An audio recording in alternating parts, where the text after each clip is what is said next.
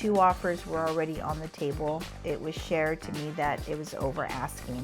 That is also what is happening in this market. So to say what you really should offer, well, it really depends. It depends on our little areas, what the house offers, how long it's been on the market, what are the motivation for the sellers, and what terms are favorable for them, would kind of geared for us what we could offer and present to the seller.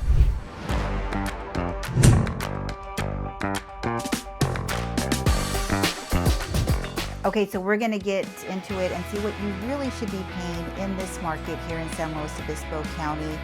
We are past the month of February, short month, entering March, first quarter. Spring is always going to be a little bit more hectic and a little bit more competitive. Let's talk about what is actually going on so you can make a really good informed decision as you're venturing and on your journey here to purchase in San Luis Obispo County. So I'm going to talk about 4 properties. 3 are in South County and 1 is in the scenic coast region, which is right alongside the beach area. We can talk about other things in North County and San Luis proper. So again, just reach out whenever you want some more specifics, but these are boots on the ground stories that are happening, and we're going to go into a tidbit of more data here, and we'll bring that in so that you can also see what is going on in the county with some data. But first, let's talk about a specific property that I helped a buyer recently a couple months ago, and the address is 175 Michael Lane in Arroyo Grande, and this is a little bit farther out in Arroyo Grande. You're not quite on the mesa, but you're where there's a little bit more elbow room. This was on a 5-acre parcel, and it was a 4-bedroom, 3-bath, 3104 square feet. So what's interesting about this property is it came on the market at $2,250,000. And then they did some price adjustments. I know they did have an offer before we presented ours, and at a higher price than we offered.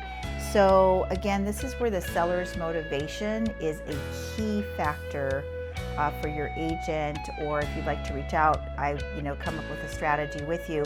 But this is where we need to find out, what is the seller needing? Where are they in the sale process? And how motivated are they at the time? So we were able to jump in at a good time and do the following things to help the sellers feel more confident in our offer, and with a few more details that I'll let you know. So they dropped down to $2,225,000, then they went to $2,180,000, and then they went to $2 million and held tight there. So we jumped in December.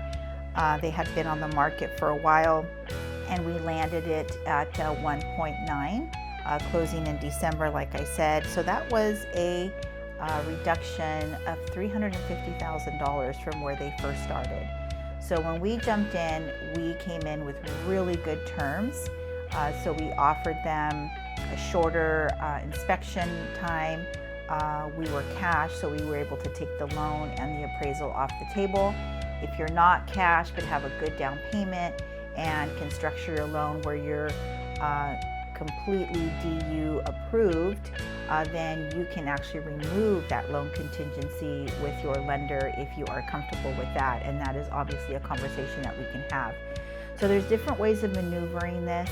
We also were able to go down a little bit less on this particular home because it was kind of like the builder's spec home that was built originally on this particular cul-de-sac. All of the other homes were quite a bit more substantial. My buyer, fortunately, he was a contractor. He knew exactly what he was going to do to make it what he wants it to be. That's just one of the things that you look at the neighborhood, you look at how does this house compare to the rest, and then, there comes the price accordingly for that particular product. The others were more of a custom build, and this is more of a turnaround spec home. Good builder in the area, so we knew that, and that it was going to have good bones. We were able to go back and forth a little bit. We offered our price. Sellers came back wanting more, and we stayed firm because we had a very good buyer on the end that wasn't going to be afraid of things and come back on the seller for little nitpicky things. Knew about wells, knew about septic. and all those things. So that was really good. And the really unique part of this property is half of it, the main home was on public utility, and it had a backup system for water. So that was a good bonus for him. So this is just another example, $350,000 reduction. Again, that's a pretty good chunk to take off, especially when we're going to be looking at the stats later. I think we're bringing up something where we see that homes are selling within 99% of their purchase price. Well, you can still shave off quite a bit. So this again is in Arroyo Grande, south of San Luis Obispo, and one of our prime areas for homes. And this was on a 5-acre parcel with some good elbow room. So let's talk about the next house. All right, this property was located in Arroyo Grande as well, more within the city limits, pretty close to grocery shopping, access to the 101, and more of a neighborhood, well-desirable, sought-out neighborhood, good school districts, and a very special street. It's 1024 Robbins Circle in Arroyo Grande. Just looking at the design of this home, it was very bold, very unique. It had a lot of round architectural to it. It was a little bit older, about 80 years old, so that kind of brought up some concern for the consumer. We had all the reports in place. We started off at 1399. So this home was a 3-bedroom, 3-bath, 2446 square feet, 9,830 square foot lot, and a 3-car garage, and built in 1939. So it was older, again, in a well-established neighborhood. And so the story behind this one is that they started higher because we had an appraisal for a bridge loan. So we had an appraisal for a certain amount. And as a seller, of course, you don't want to lose any money. You want to try to see if you can maximize your equity in the property. So we started off, the appraisal was at 1450. So we went on market for 1399. Then we were on for quite a few days. Then we went to 1339, 1275, 1225, and we sat there for a while during the holidays. Sometimes, you know, that activity during the holidays doesn't pick up too much. Now we knew we had time, but we still, you know, didn't want to look, you know, as every seller, when you're on the market for too long, the consumer just assumes there's something wrong with the property. Now we had every report under the sun, roof report, electrical, we had home inspections, anything, all the invoices for stuff that they had done, repairs and things like that that they have done to the property. So we had a good package to give to the potential buyer. Termite inspection, very prevalent here, something very standard that we have in our area. And we ended up taking an offer at $1,100,000, and that was in January of 2026, end of January. That was a reduction of, here you go, $299,000. So again, these are pretty substantial drops. So as a buyer, when you're out there looking at some of these properties and some of these haven't moved for a while, don't be afraid to make the offer. My sellers wanted to be at the 1225. They just said, just wait till somebody makes an offer. So when you see that number, we ended up taking the 11. Just know that as you're out here and working with somebody, you know, I was encouraging people to bring offers. There was a few couples that were interested and just felt like they were going to offend the seller. Just put pen to paper. That is how you start. That's an invitation. That number is an invitation to all buyers. So again, this was another good buy for somebody in that neighborhood. Again, it's really taking a look at the inventory, taking a look at how long things have been on the market and what the sellers need. Mine were ready to make it happen. We went for it. They gave us a pretty good offer with a good lender in place. So everything fell into place quite nicely. There's always something going on in the back end. If you're working with a good realtor and haven't really experienced too much, it's because they did a really good job of keeping all the frantic, chaotic details just at bay and handling everything for you. All right, so as we're going through some of this information and I'm going over some of these properties that I'm giving you the stories behind and helping you figure out what price points you're going to be comfortable in and also where you should be coming in at depending on when the home was listed and where you are in your journey. So we're going to take a look at recent stats. This is currently in, as you can see here, San Luis Obispo County, and I'm going over the three last years and up to February of 2026, since we've just entered March. I thought this would help you out as the year is starting, and you can kind of see the data, and then I will tell you boots on the ground information with the homes that I've have some explanations for you. So let's take a look at some of these stats, just so you can have an idea of what is happening in our county currently. So this is a number here for 2024, 2025, 2026. To have a market that really facilitates a buyer would be 6 months of inventory, because that means we have a lot of inventory around, and that can facilitate more on the buyer side. Well, here in 2024, we had 2.8 months of inventory. What that means, if nobody listed a home, moving forward, it would take 2.8 months, essentially 3 months, to absorb all of the current inventory.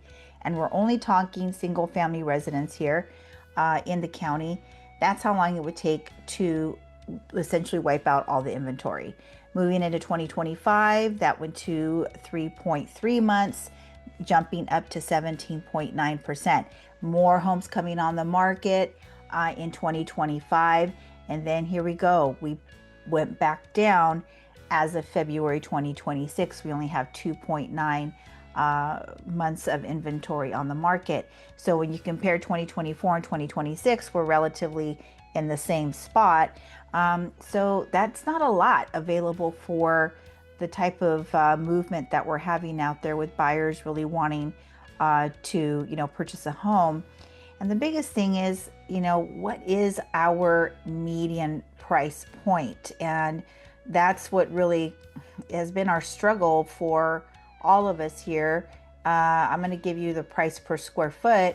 So in 2024, we were at $530, 2025, $547, and we've gone down a little bit in 2026. So that's a little bit helpful, but it's still pretty high compared to the national average.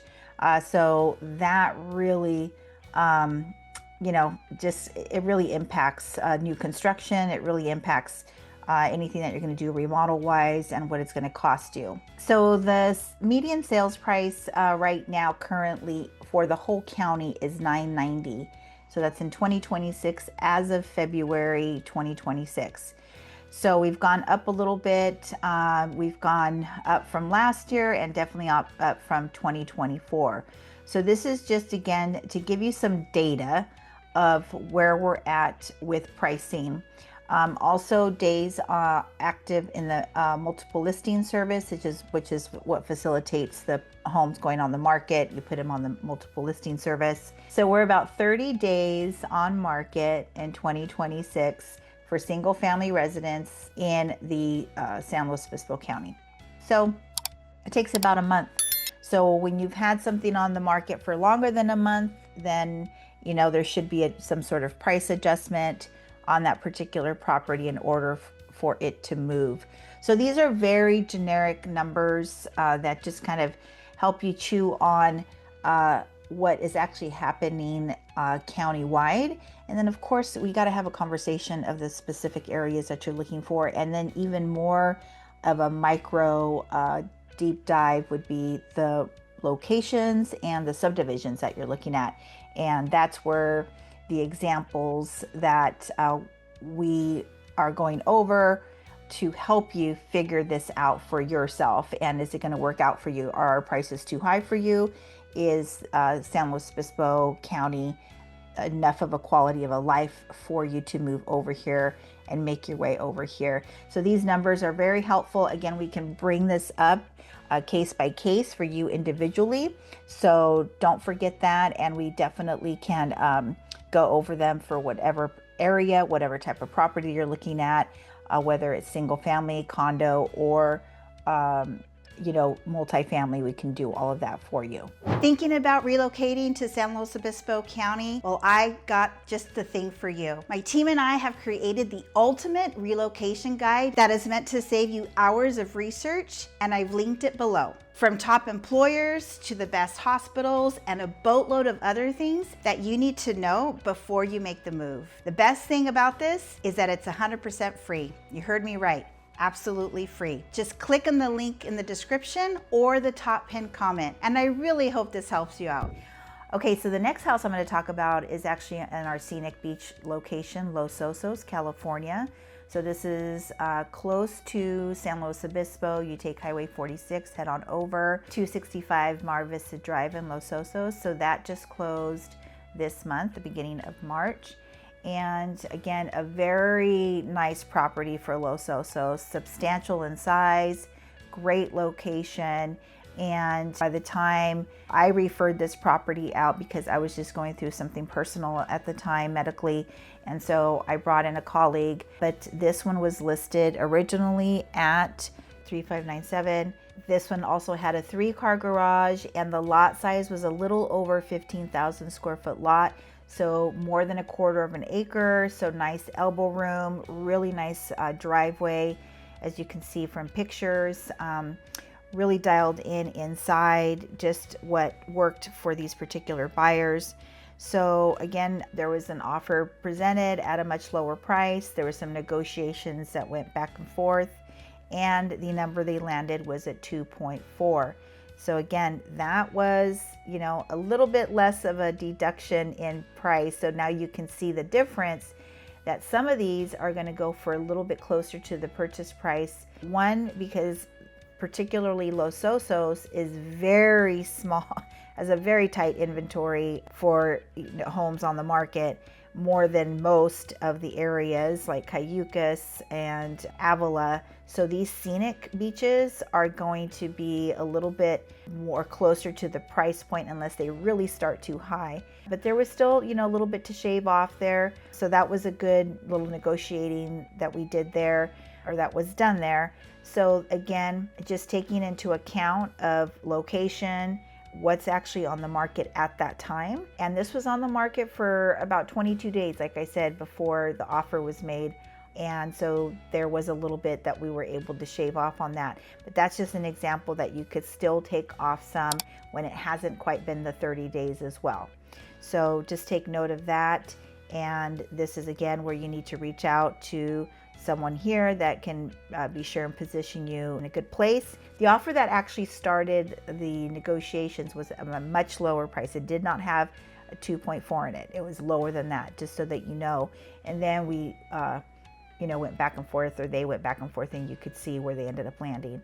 So again, just need to work with someone that knows where you should try to come in and see what the sellers need and what terms you could make to make it a little bit more favorable on your end. So here's another beach property in Pismo Beach, California, one of more of our tourist areas here in the South County beach areas. So Pismo Beach is very well known. This is where, like I said, tourist attraction, and you can get lots of beach views. You're close to getting onto the 101 freeway. There is shopping around you. There's little boutique stores and restaurants all around. So this is one of the more pristine neighborhoods, and the address was 2101 Shoreline Drive in Pismo Beach. And this one was on the market for a while with another agent, much higher price, and it just is a smaller home, so that was one of the factors. And it's on the cliff. It's on the cliff of Pismo Beach. We have a lot of cliff beaches. So we have homes that are on the edges, a little bit further back, but they give you that iconic Pacific Ocean view, that if that's what you're searching for. And again, that ocean breeze is going to be hitting your face. You've got prime real estate. This is a 3-bedroom, 2-bath, 2-car garage, 2,027 square feet on a 6,098 square foot lot, right around there, built in 1977. It's a little bit older, but by the pictures you could see it was very well maintained. looked really nice inside. A little outside area for you as well to take in that Pacific Ocean. And this one, I actually had a friend call me and say, hey, you know, I'm interested in this property. Could you check it out for me? And they had just dropped it to the $2799. So that price point stimulated interest. And from the time she called me and the price drop had just happened, 2 offers were already on the table, and it was shared to me that it was over asking. So again, that is also what is happening in this market. So to say what you really should offer, well, it really depends. It depends on our little areas, what the house offers, how long it's been on the market, what are the motivation for the sellers, and what terms are favorable for them, would kind of geared for us what we could offer and present to the seller. For example, the first home that I shared with you on Michael Lane, 175 Michael Lane, they had already received an offer and higher than what we were offering, but they were burnt out, they were ready to be with family, and that worked to our advantage. So what we did is we tried to make the best terms we could to put them with peace of mind that we were going to perform and we were going to be committed to the purchase in just a little bit over a week's time. And they were going to know that we were solid, because at that point, when we remove our contingencies, our deposit, my buyer's deposit, would become at risk, and he would not be able to get that back if he did not perform within the contract. So again, there are lots of strategic things that can be done to negotiate on these homes. Some you can, and some, if you really want it, then this is where we got to roll up our sleeves and put our best foot forward and not mess around. So those types of homes are out there, and we can see with what's been going on in the market in that particular neighborhood, whether you want to really step it up, or do we just take a look and keep an eye on it too when these have been on the market.